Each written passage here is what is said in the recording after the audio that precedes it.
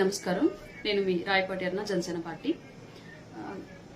నిన్న ఆంధ్రప్రదేశ్ రాష్ట్ర ఉప ముఖ్యమంత్రి వేరులు శ్రీ పవన్ కళ్యాణ్ గారు పంచాయతీరాజ్ శాఖ ద్వారా అందులో ఉన్నటువంటి ఉద్యోగులతోటి, అధికారులతోటి, కమిషనర్ గారితో కలిపి ఒక సమీక్ష సమావేశం ఏర్పాటు చేశారు. రాష్ట్ర వ్యాప్తంగా జూమ్ కాల్ ద్వారా కూడా అన్ని జిల్లాల నుంచి సంబంధిత శాఖ ఉద్యోగుల లైన్లోకి తీసుకుని నిన్న నిర్వర్తించినటువంటి ఒక సమీక్ష సమావేశం మనందరం చూసాం.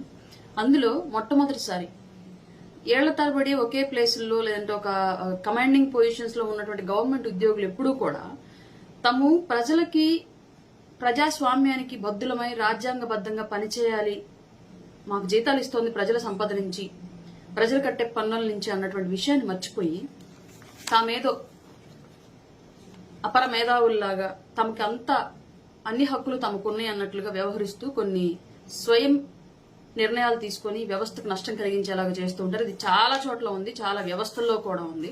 అంటే మితిమీరినటువంటి రాజకీయ సపోర్ట్ చూసుకునేలా చేస్తూ ఉంటారు చాలా మంది ఉద్యోగులు కూడా. నేను చాలా సందర్భాల్లో ఇవి ఎక్కువ చూశాను. నేను డిపార్ట్మెంట్ల పేర్లు ఇప్పుడు తీయకూడదు కాబట్టి తీయను.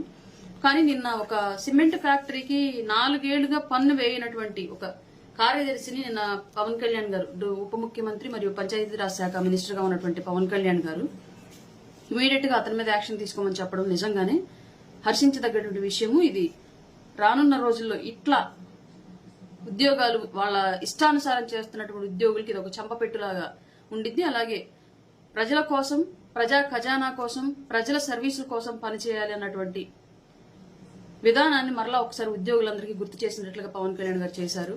ఇలా చేయగలిగితే ఎప్పుడైనా ఒక సరైనటువంటి నాయకుడి యొక్క చేతిలో ఏ శాఖ అయినా పడితే ఎంత మార్పులు సంతరించుకుంటుందో చెప్పడానికి ఈరోజు ఆంధ్రప్రదేశ్ లో ఉన్నటువంటి పంచాయతీరాజ్ శాఖ ఒక ఉదాహరణ. ఇలా పవన్ కళ్యాణ్ గారు ఆయన ఎలాంటి స్వార్థము లేకుండా రాజ్యాంగబద్దంగా నిక్కచ్చిగా తనకిచ్చినటువంటి అవకాశాన్ని, ప్రజలు కల్పించినట్టు అవకాశాన్ని పనిచేసుకుంటూ వెళుతూ ఉంటే ఆయన మీద స్థలాలు కబ్జా చేశాడు అని, చెరువులు ఆక్రమించాడు అని బురద చల్లి సునకానందం పొందుతున్నటువంటి కొన్ని వ్యవహారాలు గత 4-5 రోజులుగా జరుగుతున్నటువంటి మనందరం చూసాం. ప్రత్యేకించి తెలంగాణ అంశం. పవన్ కళ్యాణ్ గారు తెలంగాణ ప్రజల్ని తెలంగాణ మేధావులను అంటారా అని కొందరు పెయిడ్ ఆర్టిస్టులు, జర్నలిస్టుల ముసుగులో కొందరు వచ్చి మీడియా సమావేశాలు ఏర్పాటు చేశారు. అందులో వాళ్ళు ఇష్టం వచ్చినట్లుగా వ్యవహరించిన విషయం మనందరం చూసాం. ఎక్కడైనా అసలు విషయం స్టార్ట్ చేసింది ఎవరు? ప్రొఫెసర్ నాగేశ్వరరావు గారు పవన్ కళ్యాణ్ గారి మీద, అమిత్ షా గారి మీద ఒక బురదేశ ప్రయత్నం చేశారు. దానిని ఖండిస్తూ ఆధారాలుంటే చూపించండి, లేదంటే మీ మాటలు వెనక్కి తీసుకోండి అని చెప్పేసి జనసేన నుంచి క్వశ్చన్ చేశారు. ఆయన తను చేసింది తప్పు అని గ్రహించాడు కాబట్టి, గాలిపోగేసిన కబుర్లు చెప్పానని చెప్పేసి తనే ఒప్పుకున్నాడు కాబట్టి తన మాటలు తను వెనక్కి తీసుకున్నాడు. ఆ విషయం అక్కడితో సద్దుమణిగిపోయింది. అప్పటికే కొన్ని కేసులు ఎక్కడో ఒక చోట నమోదైనాయి కాబట్టి ఆంధ్రప్రదేశ్ లో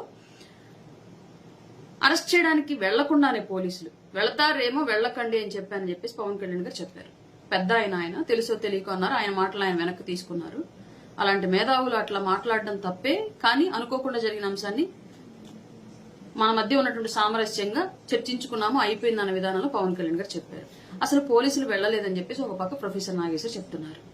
అయినా కూడా తెలంగాణ జర్నలిస్టుల ముసుగులో కొందరు వచ్చి, జర్నలిస్టులు అంటే అది వేరే విషయం, వాళ్ళు కొందరు కొన్ని రకాల సొంత ఎజెండాతో పనిచేస్తున్నారు కాబట్టి మనం దాన్ని కూడా పెద్దగా పట్టించుకోవాల్సిన అవసరం లేదు. కానీ కొందరు కాంగ్రెస్ నాయకులు అధికారంలో ఉన్నటువంటి ఎమ్మెల్యేలు, మంత్రులు కూడా వచ్చి పవన్ కళ్యాణ్ గారిని ఇష్టం వచ్చినట్టుగా మాట్లాడుతూ ఉంటే, నిజంగానే మీకు ప్రజలు ఓట్లేస్తే గెలిచారా? ప్రజల కోసమే గెలిచారా? నిజంగా తెలంగాణ బిడ్డల కోసం మీరు పదవులు నిర్వర్తిస్తున్నారా? తెలంగాణ బిడ్డల అభివృద్ధి కోసం మీరు పార్టీలు పెట్టారా అని అడగాలనుంది.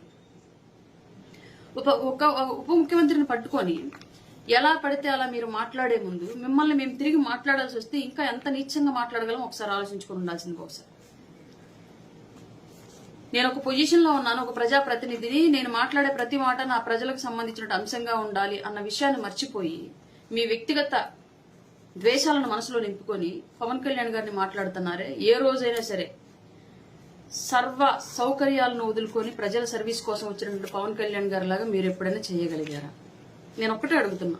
పొన్నం ప్రభాకర్ గారిని, కల్వకుంట్ల కవిత గారిని, అనిరుద్ రెడ్డి గారిని, మందుల శామ్యూల్ గారిని, ఇంకా ఎవరెవరో కొత్త బిచ్చగాళ్ళంతా వచ్చి మాట్లాడారు. వాళ్ళందరినీ ఒకటే అడగాలనుకుంటున్నాను. పవన్ కళ్యాణ్ అనే వ్యక్తి నిజంగా ప్రజల సొమ్మును కబ్జా చేసేటువంటి వ్యక్తి. ఆయనకున్నటువంటి ఆదాయ మార్గాల్ని కూడా ప్రజల కోసం వినియోగించేటువంటి వ్యక్తి ప్రజల ఆస్తులను కబ్జా చేస్తారా? సినిమాలు చేసి అందరూ కోటాను కోట్ల రూపాయలు సంపాదించుకొని మిగతా హీరోలు ఎక్కువ మంది హోటల్స్ మీద, బిజినెస్ల మీద, షాపింగ్ మాల్స్ మీద, మల్టీప్లెక్స్ల మీద, షేర్ల మీద, ఇంకా వివిధ రిసార్ట్స్ బిజినెస్ మీద, ఇంకా ఏవో బిజినెస్ల మీద, బట్టల బ్రాండ్ల మీద, బిజినెస్ల మీద పెట్టి ఇంకా ఇంకా ఇంకా కోట్లు గడిస్తూ ఉంటే సంపాదించిన ప్రతి రూపాయి 2 తెలుగు రాష్ట్రాల్లో ఉన్నటువంటి ప్రజలకు పెట్టారే పవన్ కళ్యాణ్ గారు. అలాంటి వ్యక్తి మీద మీరు చెరువులు కబ్జా చేశారని నింద వేస్తారా? కనీసం ఒక పెద్ద వ్యక్తి మీద, ఒక రాష్ట్రంలో ఉప ముఖ్యమంత్రి స్థాయిలో ఉన్నటువంటి వ్యక్తి మీద మనం మాట్లాడుతున్నాం కాబట్టి కనీసం మనం సమాచారం సేకరించుకోవాలి, కొన్ని ఆధారాలతో అయినా మాట్లాడాలన్నటువంటి ఇంగిత జ్ఞానం కూడా లేకుండా బురద జల్లేంత అసూయ మీలో ఏర్పడిందంటే మీరు ఎంత కమ్ముడిపోయి ఉంటారు చెప్పండి ఒకసారి. సిక్కం భూములు అమ్ముకోవచ్చు, దాంట్లో కట్టడాలు మాత్రమే నిర్మించకూడదు, సేద్యం కోసం వాడుకోవచ్చు అని చెప్పేసి అక్కడ ఒక పక్క భూమి చట్టం చెప్తూ ఉంటే, అక్కడ హైడ్రా కమిషనర్ చెప్తూ ఉంటే ఆయనకి కులవంట కట్టేస్తున్నారు. నిజంగానే మీరు అన్నట్లుగా ఆ భూమి కొనకూడదు, అమ్మకాలు జరగకూడదు, దాంట్లో బోరు వేయకూడదు, దాంట్లో ఫెన్సింగ్ కట్టకూడదు అని చెప్పేసి మీరు ఏదో పోయి మాట్లాడుతూ ఉన్నారు కదా. ఇవన్నీ పవన్ కళ్యాణ్ గారు నేరుగా ఆ భూమిని ఫస్ట్ ట్రాన్స్ఫర్ పవన్ కళ్యాణ్ గారి మీదకి జరగలేదు గవర్నమెంట్ దగ్గర నుంచి. దానికి ముందు ఇంకా ఓనర్లు ఉన్నారు, 2 చేతులు మారింది. అది కూడా బీఆర్ఎస్ గవర్నమెంట్ టైంలో జరిగింది. అప్పుడు నిజంగా అది జరగడం తప్పు కనుక తప్పు చేసింది ఎవరు? అప్పుడు ఉన్నటువంటి బీఆర్ఎస్ ప్రభుత్వం చేసింది. మీరు ఎందుకని బీఆర్ఎస్ ప్రభుత్వాన్ని, బీఆర్ఎస్ నాయకులను క్వశ్చన్ చేయట్లేదు? ఇక్కడ విక్టిమ్ పవన్ కళ్యాణ్ గారు. నష్టపోయింది నిజంగానే గనక అది తప్పుడు ప్రాసెస్ అయితే నష్టపోయేది పవన్ కళ్యాణ్ గారు. పవన్ కళ్యాణ్ గారికే మోసం చేసి అట్లాంటి తప్పుడు పత్రాలతోటి, తప్పుడు ట్రాన్స్ఫర్లతోటి మీరు భూమిని అంటగట్టగలిగారు అంటే ఇంకా సామాన్యులకు ఎంతమందికి అంటగట్టి ఉంటారు ఇలాగా? ఒక పక్క భూ హక్కు చట్టం ప్రకారం ఉన్నటువంటి రూల్స్ లో ఆ స్థలాన్ని అమ్మొచ్చు, సేద్యం చేసుకోవచ్చు అని ఇంత క్లియర్ గా చెప్తూ ఉంటే చట్టాలు, ఇంకా ఆయన మీద బురదలేటువంటి ప్రయత్నం చేస్తున్నారు. ఇందులో ఉన్నటువంటి స్వయ ఎజెండా ఏంటి? నిజంగా ఇది తెలంగాణ ప్రజలకు పనికొచ్చేటువంటి అంశమా? నీళ్లు, నిధులు, నియామకాలు అనేటువంటి నినాదంతో తెలంగాణ ప్రజలను రెచ్చగొట్టి మనం విడిపోతే, ఆంధ్రప్రదేశ్ నుంచి మనం విడిపోతే మనం ఉద్యోగాలు ఎక్కువ వస్తాయి, మనకు నిధులు ఎక్కువ వస్తాయి, మనకు నీళ్లు ఎక్కువ వస్తాయని చెప్పేసి మభ్య పెట్టి రాష్ట్రాన్ని తీసుకున్నారు. తీసుకున్న వాళ్ళందరూ, ఏలిన వాళ్ళందరూ ధనవంతులు అయిపోయారు తప్ప సామాన్య ప్రజలు ఎక్కడ బాగుపడలేదు, తెలంగాణ బిడ్డలు ఎక్కడ బాగుపడలా. నిజంగా తెలంగాణ నినాదం కోసం, ఆ తెలంగాణ సాధన కోసం ప్రాణాలు వదిలినటువంటి ఎంతో మంది బిడ్డల కుటుంబాలు ఎప్పటికీ అలాగే ఉన్నాయి, దిక్కుమాలిన కుటుంబాల్లాగే ఉన్నాయి. ఎవడు పట్టించుకోవాలి? ఏ నాయకుడు పట్టించుకోలేదు. 10 ఏళ్ల పాటు అధికారంలో ఉన్నటువంటి బీఆర్ఎస్ పట్టించుకోలేదు, ఇప్పుడు వచ్చినట్టు కాంగ్రెస్ పట్టించుకోవట్లేదు.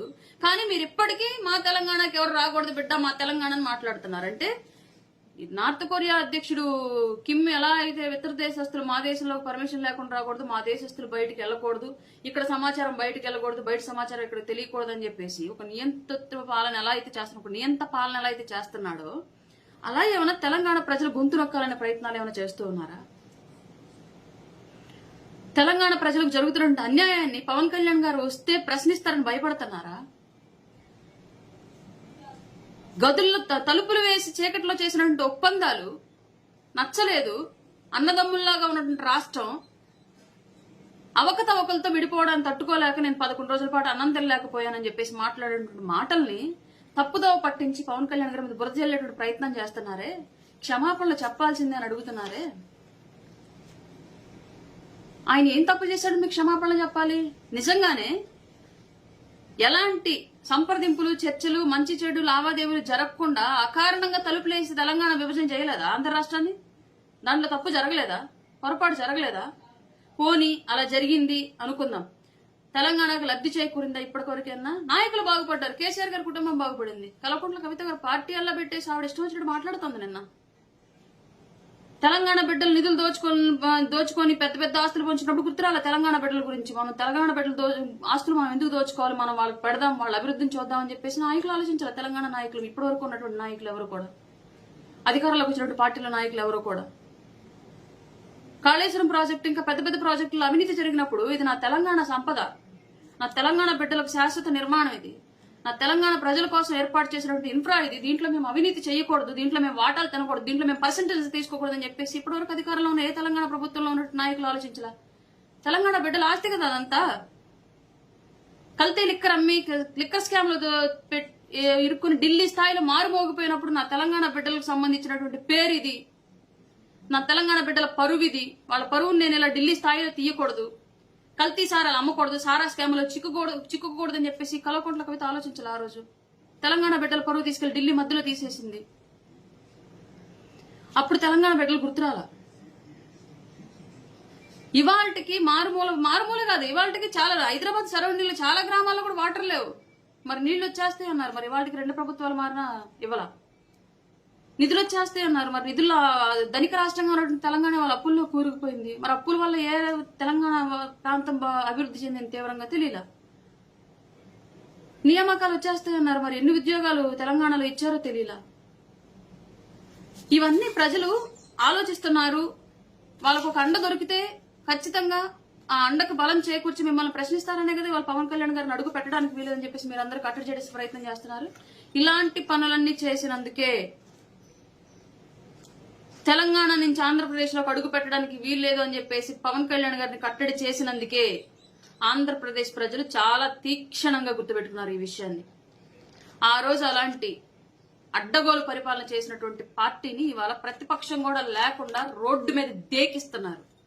మాకు ప్రతిపక్షం ఇవ్వండి మహాప్రభు అని చెయ్యి పట్టి జోలి పట్టి అడుక్కునే పరిస్థితికి తీసుకొచ్చారు ఇవాళ ఆంధ్రప్రదేశ్ ప్రజలు. ఇలాంటి పరిస్థితి తెలంగాణ ప్రజల వల్ల మీ పార్టీలకి మీ ప్రభుత్వాలకి రాకుండా జాగ్రత్త పడండి. జనసేన పార్టీ అనేది జాతీయవాదంతో ఏర్పడినటువంటి పార్టీ. ప్రాంతీయవాదాన్ని విస్మరించకుండానే జాతీయవాదాన్ని కూడా వెలుగెత్తి నినదించేటువంటి పార్టీ జనసేన.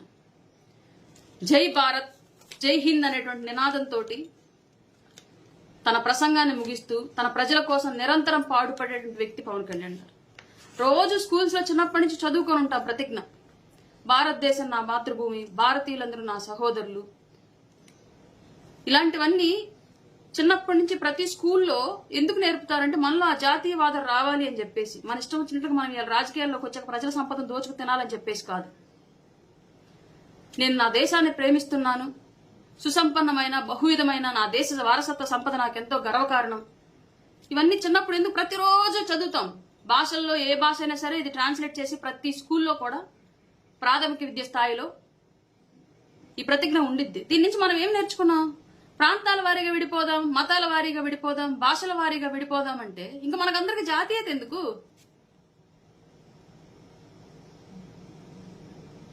ఎవరు ఇష్టం వచ్చినట్లుగా వాళ్ళు ప్రాంతీయ విద్వేషాలను రెచ్చగొట్టి తెలంగాణ బిడ్డల గొంతు నొక్కి మీ ఇష్టం వచ్చినట్లుగా మీరు వ్యవహరిస్తాను అంటే ఇక్కడ ఎవరు చూస్తూ ఊరుకోరు. పవన్ కళ్యాణ్ గారు అస్సలు చూస్తూ ఊరుకోరు. కారణం, ఆయనకి జన్మనిచ్చింది ఆంధ్రప్రదేశ్ లో అంజనమ్మ గారైనా ఆయనకు పునర్జన్మనిచ్చింది తెలంగాణ గడ్డ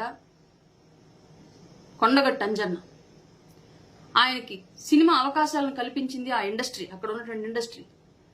ఆయనకి దేశవ్యాప్త గుర్తింపు తీసుకొచ్చింది అక్కడ ఉన్నటువంటి ఇండస్ట్రీ. తెలంగాణలో ఉద్యమాల్లో ఆయన ఒక భాగం, తెలంగాణ విధానాల్లో ఆయన ఒక భాగం, తెలంగాణ అభివృద్ధిలో ఆయన ఒక భాగం, తెలంగాణ ప్రజల్లో ఆయన ఒక భాగం. అక్కడెక్కడో ఉన్నటువంటి మహబూబ్ నగర్ జిల్లాలో మారుమూల తండాల్లో షూటింగ్కి వెళ్ళి అక్కడ ఉన్నటువంటి ప్రజలు వచ్చి అయ్యా మంచినీళ్ళు ఇబ్బంది పడుతున్నాం, మంచినీళ్ళు ఇవ్వండి అని చెప్పేసి అని అడిగితే మీరందరూ మౌనంగానే ఉండేవాళ్ళు. రోజు వచ్చాయి కదా మాకు ఇవన్నీ అని చెప్పేసి మీ తెలంగాణ నుంచి గెలిచినటువంటి నాయకులంతా కూడా. కానీ పవన్ కళ్యాణ్ గారు అలా ఉండలేకపోయారు. రాత్రి నిద్ర పట్టక తెల్లారి లేచి వెళ్లి లక్షల రూపాయలు ఖర్చు పెట్టి అక్కడ బోర్లు వేయించాడు. మీ తెలంగాణ నాయకులు అధికారాలు చేపట్టి ధనదాహంతో విర్రవిగుతున్నట్టు నాయకులు పట్టించుకోకపోబట్టే పవన్ కళ్యాణ్ గారిని వచ్చి అడిగారు. ఆయన చేయగలిగాడు. తెలంగాణలో ఎలాంటి విపత్తులు వచ్చినా ఆయన కష్టార్జిత నుంచి ఆ రాష్ట్ర ప్రజల కోసం ఆ రాష్ట్ర ఖజానాకు కోట్ల రూపాయలు విరాళాలు ఇచ్చున్నారు. ఇవన్నీ ఆయన ప్రాంతీయవాదం చూసి ఇవ్వాల, ప్రజల ఆవేదన చూసి ఇచ్చాడు. ప్రజల ఆవేదన చూసి చెలించేటువంటి వ్యక్తి పవన్ కళ్యాణ్ గారు. పవన్ కళ్యాణ్ గారిని కేవలం ఒక రాష్ట్రానికి ఒక భాషకు పరిమితం చేయాలని మీరు చూడకండి. బంగ్లాదేశ్ లో హిందువుల మీద దాడి జరుగుతుంటే ఆ విషయం మీద ప్రశ్నించారు అన్న, తమిళనాడులో సనాతన ధర్మాన్ని ఒక వైరస్ తో పోల్చి మాట్లాడితే ఆ విషయం గురించి ప్రశ్నించారు అన్న, మహారాష్ట్రలో జరుగుతున్న ఇబ్బందుల గురించి ప్రశ్నించారు అన్న. మానవీయత, మానవత్వ వాదం అనేది జాతీయ భావంతో ముడిపడి ఉండేది తప్ప ప్రాంతీయ భావంతో ముడిపడి ఉండదు. ఒక వ్యక్తి సమస్యలో ఉన్నప్పుడు చూసి చెలించేటువంటి మనస్తత్వం నాయకుల్లో ఉండాలి. పవన్ కళ్యాణ్ గారిలో పుష్కలంగా ఉంది.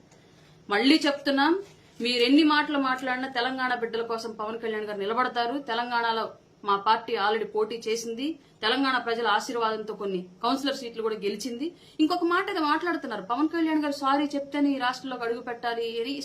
మీ ఇష్టం వచ్చినట్టు మీరు మాట్లాడారనుకోండి. ఇప్పుడు ఆ మాటలు మేము మాట్లాడితే ఇంకా మీరు తలక ఎక్కడ పెట్టుకోవాలి కూడా మాకు అర్థం కాదు. ఎందుకు చెప్పాలి పవన్ కళ్యాణ్ గారు సారీ? నేను ఒక వీడియో చూపిస్తాను. ఈ మాటలన్నీ మాట్లాడింది కేసీఆర్, కేటీఆర్ కాదా? ఎవరితో సారీ చెప్పిస్తారు? ఆ వాతావరణం డిస్టర్బ్ చేయొద్దు. మళ్ళా మన గ్రామసీమలలో వెళ్తూ లేవద్దు.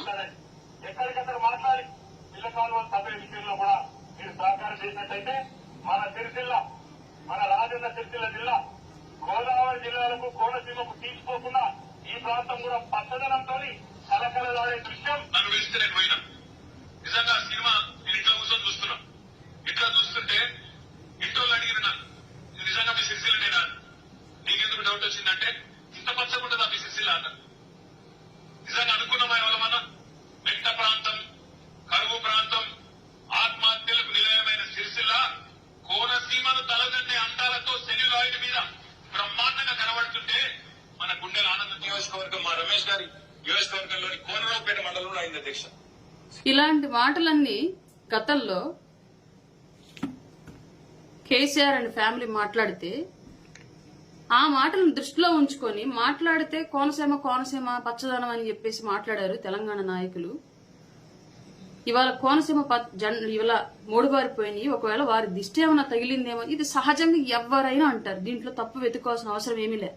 నిజంగానే అది గనక పవన్ కళ్యాణ్ గారు తప్పు అన్నారని మీరు భావిస్తే మొదట మీరు తప్పు అని ఒప్పించి క్షమాపణ చెప్పించాల్సింది కేసీఆర్ తో, కేటీఆర్ తో, హరీష్ రావుతో. వీళ్ళతో చెప్పించండి ఫస్ట్. ఆ తర్వాత పవన్ కళ్యాణ్ గారు ఎందుకు అన్నారు, ఏ ఉద్దేశంతో అన్నారు దాని గురించి వివరణ మీరు ఎక్స్పెక్ట్ చేయండి. మీ ఇష్టం వచ్చినట్లుగా మీరు తెలంగాణ అనేటువంటి మాటను ఒక్కదాన్ని పెట్టుకుని నాయకుల కోసం పుట్టల తెలంగాణ ప్రజల కోసం పుట్టింది తెలంగాణ ప్రజల్లో నుంచి వచ్చింది తెలంగాణ భావం. తెలంగాణ ప్రజలు ఆత్మాహుతి చేసుకుంటే ఎన్నో ఉద్యమాలు, విప్లవాలు చేస్తూ వచ్చింది తెలంగాణ. 2-3 కుటుంబాల కోసం రాలేదు తెలంగాణ. మీ 2-3 కుటుంబాలు తప్ప తెలంగాణలో ఎవరు బాగుపడింది లేదు. ఇవాళకి అన్నదమ్ముల్లో బ్రతుకుతున్నాము అంటే అది తెలంగాణ ఆంధ్రప్రదేశ్ ప్రజల మధ్య ఉన్నటువంటి సఖ్యత. మీరెవరు రావద్దనడానికి. ఇక్కడ పిల్లల్ని అక్కడ వాళ్ళు చేసుకుంటున్నారు, అక్కడ పిల్లల్ని ఇక్కడ వాళ్ళు చేసుకుంటున్నారు. అన్నదమ్ముల లెగిస్తే ఉదయం ఆ రాష్ట్రంలో ఉంటే సాయంత్రం ఈ రాష్ట్రంలో ఉంటున్నాం. మీరెవరు రావద్దంటానికి. ఇదేమన్నా పాకిస్తాన్ ఇండియా బోర్డరా? మధ్యలో బోర్డర్ కట్టండి, లేదంటే సెక్యూరిటీ ఏర్పాటు చేసి అటోళ్ళు ఇటీటోళ్ళు రావడానికి వీలు అని చెప్పేసి పెట్టండి. అయితే మీ తెలంగాణలో కాంగ్రెస్ ప్రభుత్వం అధికారంలో ఉంది ప్రస్తుతం. ఎలాగో చాలా రాష్ట్రాల్లో ఏం చేస్తుందో తెలిసిన విషయమే. దానికి తోడుగా బీఆర్ఎస్ కూడా జతగలిసింది. అందరూ దొంగలు కలిసి ఊళ్ళు పంచుకున్నారు అన్నట్లు సామెత సంధాన. అందరూ ఇప్పటి వరకు అధికారంలో ఉన్నటువంటి పార్టీల్లో ఉన్న వాళ్ళందరూ కూడా, అక్కడ అధికారంలోకి వచ్చినటువంటి పార్టీలు వాళ్ళందరూ, నాయకులందరూ కూడా కలిసి తెలంగాణ ప్రజల్ని మోసం చేస్తున్నారు. తెలంగాణ ప్రజలు గొంతు నొక్కుతున్నారు. తెలంగాణ ప్రజల అభివృద్ధి మీద ఉక్కుపాదం వేసి మోపుతున్నారు మీరు. మీ వల్ల తెలంగాణ ప్రజలకు ఎప్పటికీ ఏం ఉపయోగం లేదు. తెలంగాణ వాదం అంటే నాయకుల్లో పుట్టింది కాదు, ప్రజల్లో పుట్టింది. తెలంగాణ అభివృద్ధి అంటే నాయకుల జరిగింది కాదు, ప్రజల్లో జరగాల్సింది. అలా జరగలేదు కాబట్టే ఈ రోజు పవన్ కళ్యాణ్ గారు ఖచ్చితంగా ఆ ప్రజల పట్ల నిలబడతారు. భవిష్యత్తులో ఆ ప్రజల కోసం పోరాడతారు కూడా. ఆపుతాము అంటే ఇది ప్రజాస్వామ్యం, రాజరికం కాదు. రాజరికం పోయింది, దొరల పాలన పోయింది.